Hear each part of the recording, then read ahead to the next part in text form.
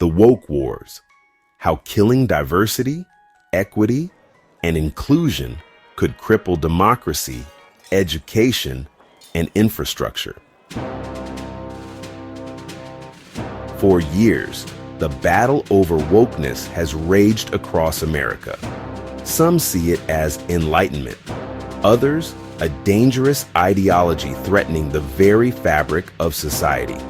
But what happens when the war on woke turns into the eradication of diversity, equity, and inclusion? And what does that mean for our democracy, education, and infrastructure? Buckle up. This is The Woke Wars.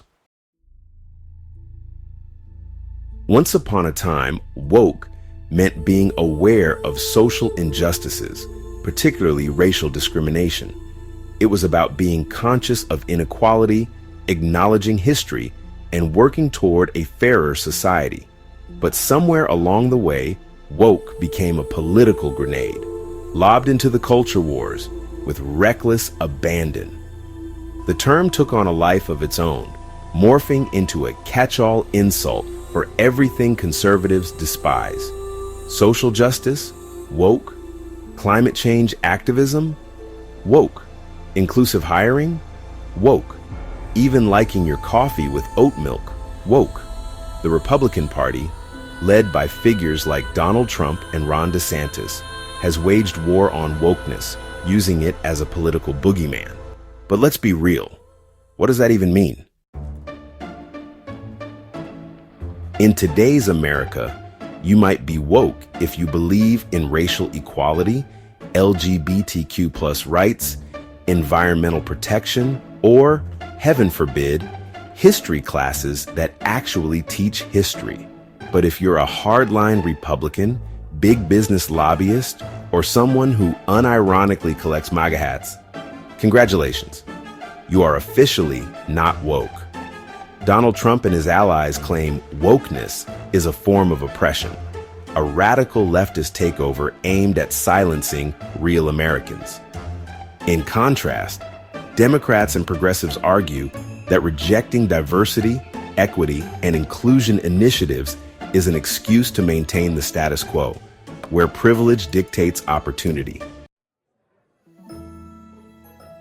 With conservative-led states rolling back DEI programs, companies and universities are quietly dropping their commitments to diversity and equity. The claim? That these initiatives are divisive and unfair to the majority. The reality?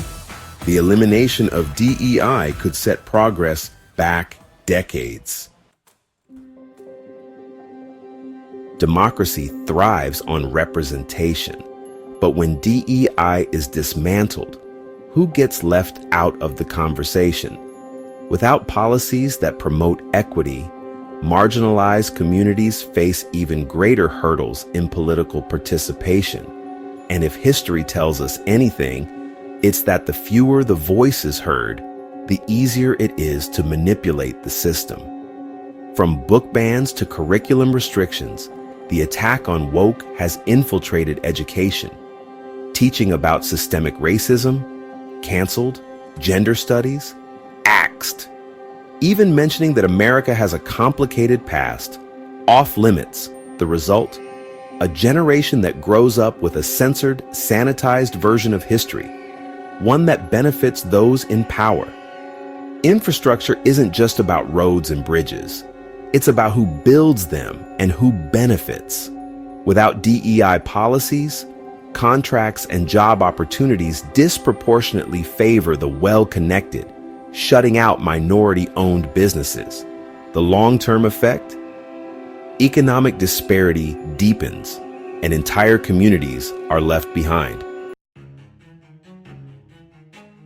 For Republicans, being anti-woke has become a badge of honor. It energizes their base, rallies donors, and provides a convenient scapegoat for complex societal issues. Need to explain rising inflation?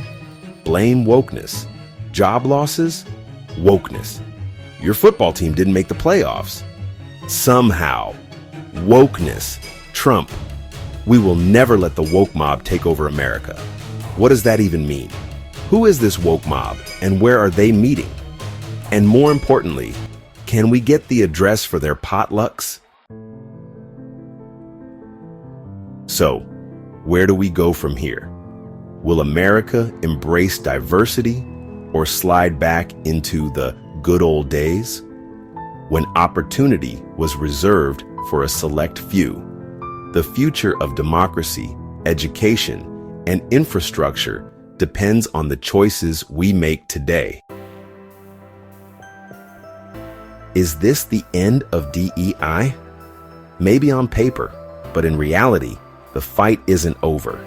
If history has taught us anything, it's that progress comes in waves. And just because some people want to hit undo on the last 50 years doesn't mean everyone else is on board. The future of diversity, equity, and inclusion depends on what we do next. That means voting, educating, and yes, continuing to make certain folks uncomfortable by simply acknowledging reality. The bottom line, a fair and equal society benefits everyone. Eliminating DEI doesn't make disparities disappear. It just makes it easier to ignore them. But if there's one thing history proves, it's that the truth has a funny way of refusing to stay buried. So, what are you going to do? Stay informed, stay engaged, and most importantly, stay questioning. Because in the end, woke isn't the problem. Willful ignorance is. Here's the deal. Whether you agree or disagree, the conversation matters. We can't afford to be passive while policies reshape our future. Stay informed, speak up, and, for the love of democracy, actually vote. Because whether you love it or hate it, wokeness isn't going anywhere. But neither is the fight to define what it really means. Please remember to subscribe, like, and share this video for deeper insights into the political chaos shaping our world.